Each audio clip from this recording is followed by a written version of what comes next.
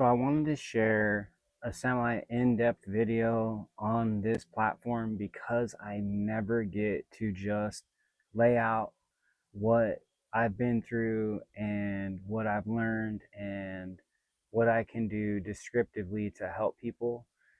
So the idea is I lost my health when I was 33. Okay, I am going to be 40 this year. So what happened was I started to lose my hair. I started to lose my eyesight. I started getting eczema all over my skin everywhere because I would just eat food profusely like a drug. Literally, I ate food like a drug and it aged me. I started going gray. I started losing my hairline and I started to develop extreme peripheral neuropathy. And that is a condition where your body just hurts, it stings, it tingles, it feels like you're getting cut off circulation to all your extremities. Your feet usually is where it starts because it starts the furthest away from your heart, and it goes and goes. I had a lot of symptoms. I had extreme brain fog. I had anxiety, depression, everything that you can imagine. Plus, I was overweight. I've lost over 80 pounds in total. And all this was happening from just the way I was eating this food. And I see nowadays a lot more people are really waking up to this stuff. They're starting to see that this food is detrimenting their health. And it's just so crazy because we were brought up in a world where, you know, when it was all normalized, to abuse this food and to consume a lot of processed foods, man. I call it a psyop, a psychological operation on humanity. You can call it whatever you want. We've all kind of technically known what's the good food to eat, but then we still went ahead and, you know, uh, I believe it was programmed into us, man. I really do. I believe that they took this food and they normalized us overeating it, and 3 meals a day plus snacks in between, and the food pyramid, that the carbs and the sugars and the breads are all okay, and the FDA approved all this stuff, so go for it. And you can keep going and going with that stuff. I created content, on social media platforms. I started going on TikTok, started going viral. They took me down. I went to Instagram, started going viral, got a huge following on there, and as well as Facebook's been in the middle. So, and a lot of it was started by, exposing what's going on with this food and how they pretty much tricked us into all this stuff. But the bottom line is I still took the food. I still, made the choices that I made with the food, and I realized, after years of abusing the food, that I was abusing it. And I was just like, wow, I didn't really realize that I was using this for a coping mechanism and using this to deal with trauma and stress and all this stuff because I wouldn't drink. I wouldn't, I used the green for a long time. I no longer do anymore. That was another coping mechanism that I used. So it was like between the two, you're using the green, you're abusing the food, you're going back and forth. I also smoked cigarettes, which I no longer do anymore. But the point is, I have an addictive personality and I abuse the food the most because the food was the most normalized tool to use. The food was like, hey, it's always here and it's normal to just eat, and even your own family and your own people will say, oh, eat, it's healthy to eat. And it's like, I'm violently eating though, like I'm eating destructively. And then I eventually started tying my symptoms that I had from overeating all these foods to the symptoms I was, experiencing with the body and the mind. And so eventually I started tying it all together, and I was like, dude, it's this food. It's completely this food. It's not genetics. it's not this, it's not that, it's this food that I'm abusing. And so I literally had to go back and start researching and being like, hey man, what's the, make a checklist, like what's the most prominent problem with this diet.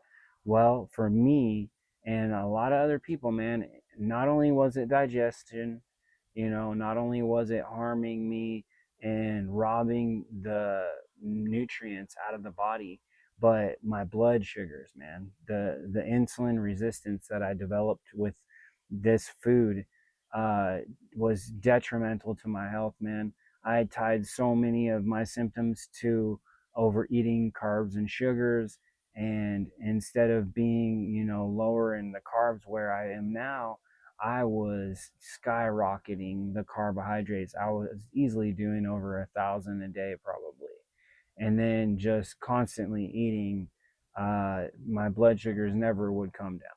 So I went through this for a reason, I believe. I really believe that I destroyed my health and came back from it, at least stopped things in their tracks. I was able to reverse the poor eyesight. A lot of having the high blood sugars was causing my eyesight just to be so bad to where I had prescription glasses. And I was able to stop getting cavities. I was getting cavities like every single day, and not every day, every year, but all day I was dealing with cavities though, every day. I was dealing with holes in my teeth. I had holes in my teeth where I had to get, the hooked toothpick to scoop the food out of the hole in my teeth. And I couldn't stop with the sugar. I was just like, what do I do? I can't, I'm so addicted to this sugar. I'm going to keep losing my teeth. And I mean, if it's rotting your teeth, then what do you think it's doing to the insides? It's destroying your insides. And I really traced it back, did the research, and I learned that these carbs and these sugars refined, they destroy the enamel, they destroy the barrier on the teeth and start breaking down the teeth.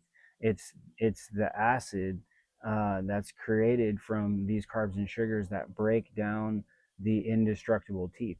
So I cut the carbs and sugars completely at first. I went to what you call dirty keto, and I made an ebook about this, and I was selling them for a while. Now I give them away for free, which I offer on my links. So I always give that away for free, as well as my food list that I put together, because everybody that I explain this stuff to, they say, what do you eat? What is healthy? What have you been through? And yada yada. So so I created this stuff for you guys, so I'll put that in this link as well. This is a new YouTube because my other YouTube never took off. I never got to come on here and make long form videos, long form content.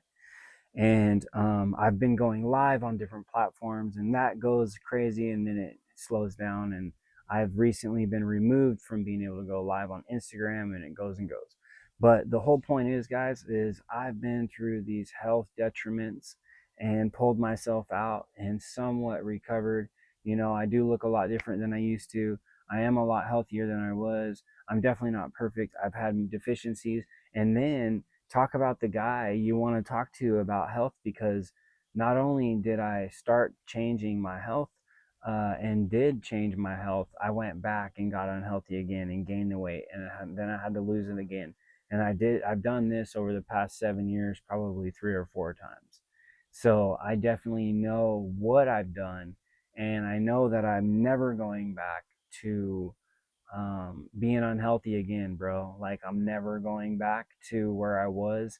I know that my traumas and dramas led me into it, but now I've learned that, it's just a dead end road. Even if I use it, at the moment I use the food, like, man, this food really is helping me get by. It's a horrible mechanism to use for your traumas and things like this. And so I learned, hey, I don't, at this point, uh, I hope I don't go through a lot of horrible things, but I definitely ain't gonna use food to try to, get by having really bad times, because it made my times worse. I had trauma, and then I used the food, abused the food. Then I had all the symptoms from the food. So I'm just in this vicious cycle. You see what I'm saying? So the point is, fam, is learn from me is why I'm here. Learn from the mistakes I've made. And I always say, a smart person's going to learn from others' mistakes.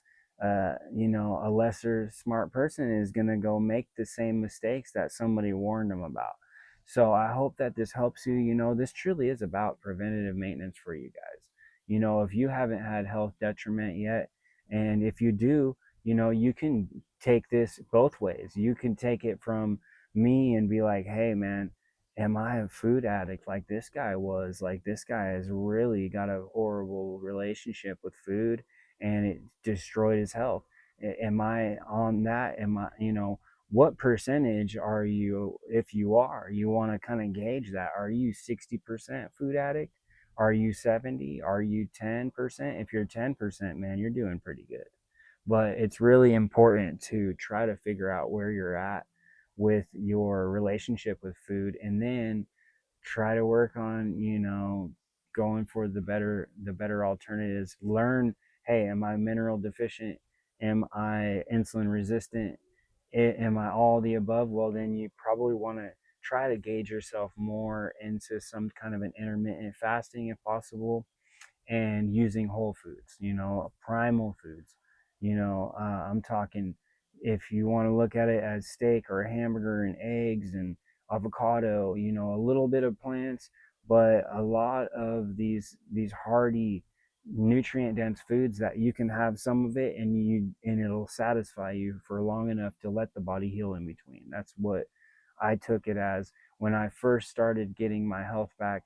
I went on what you call healthy keto, and or unhealthy keto, dirty keto is where I started. I'm on healthy keto now. So I started on dirty keto. Why? Well, I was on all these processed foods. So I was like, man, I can't have these grains anymore. They're tearing up my gut. I have eczema. I cut all the grains. And then I was like, well, the seeds are they're better for the blood sugars, but they're still hard on the digestion.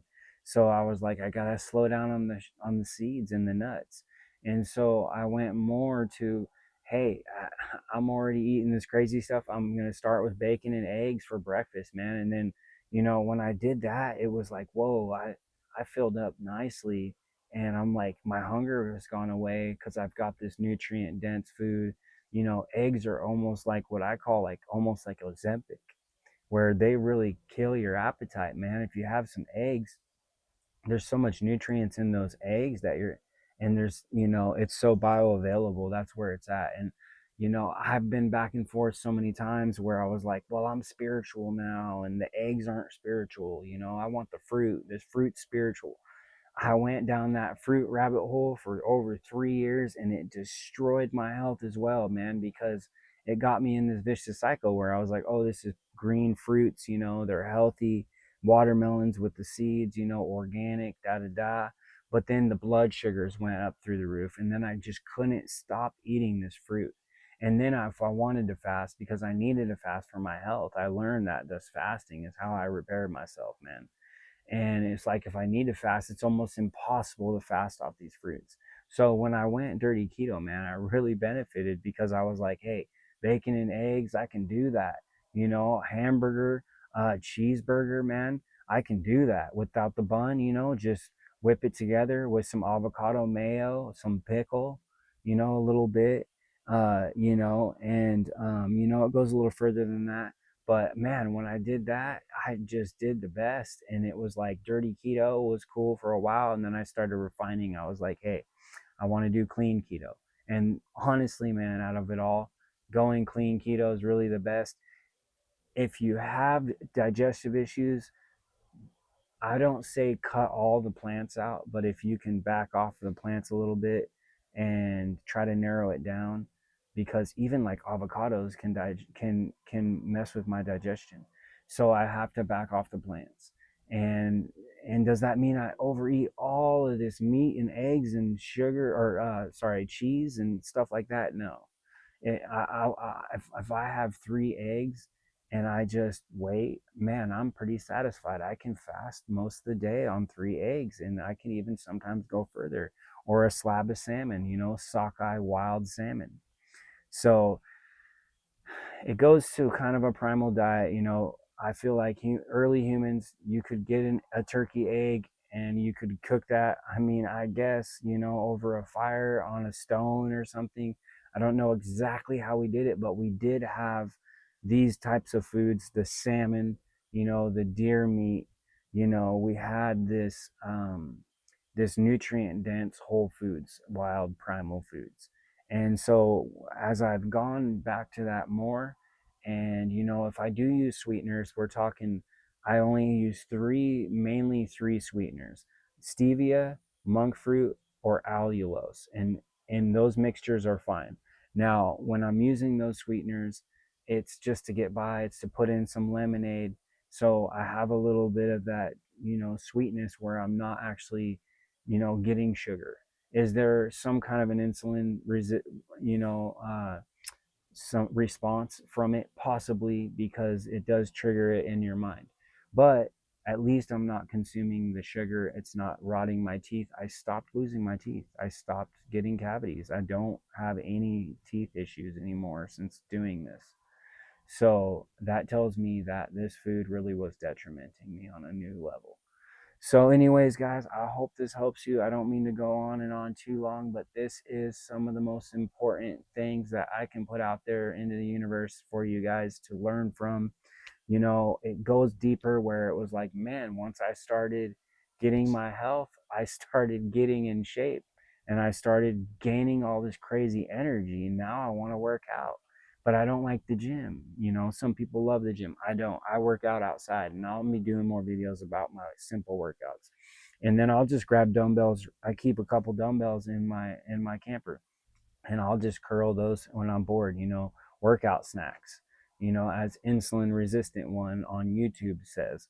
And he's another one y'all should check out and follow. And he shows you what these foods do to your blood sugars, man. You really want to know. It ain't good to spike the blood sugars when you're older.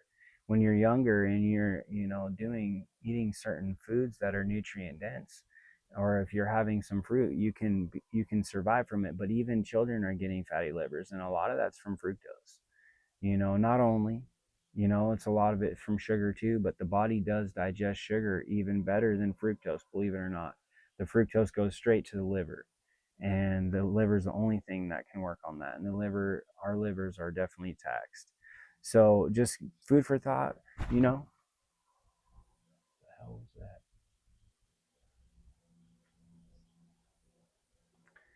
This is simply just take it from me on my story. And again, uh, you're going to benefit if you really transition this diet, man. And it is preventative maintenance. If I would have known this stuff 20 years ago, I would have probably lived to 130, I think.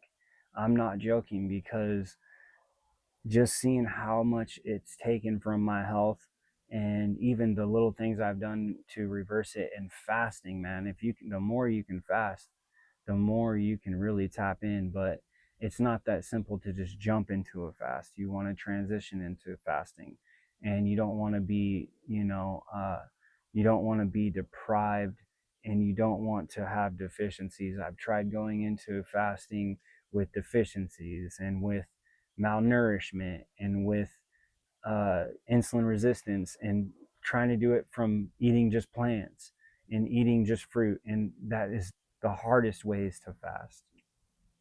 So now that I'm not any type of a carnivore per se, but I do, you know, consume, some nutrient dense, some meats and some eggs, man. And that really gets me into that autophagy ketosis mode with the body. And so going from there, uh, you know, take it all with a grain of sand, fam.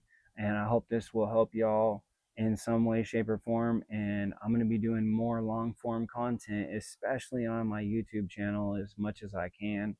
And I do have the school platform as well, where I break this down more organizationally, because I don't have any other platform that I can do this on. So I hope this helps y'all, and take it from me, much love.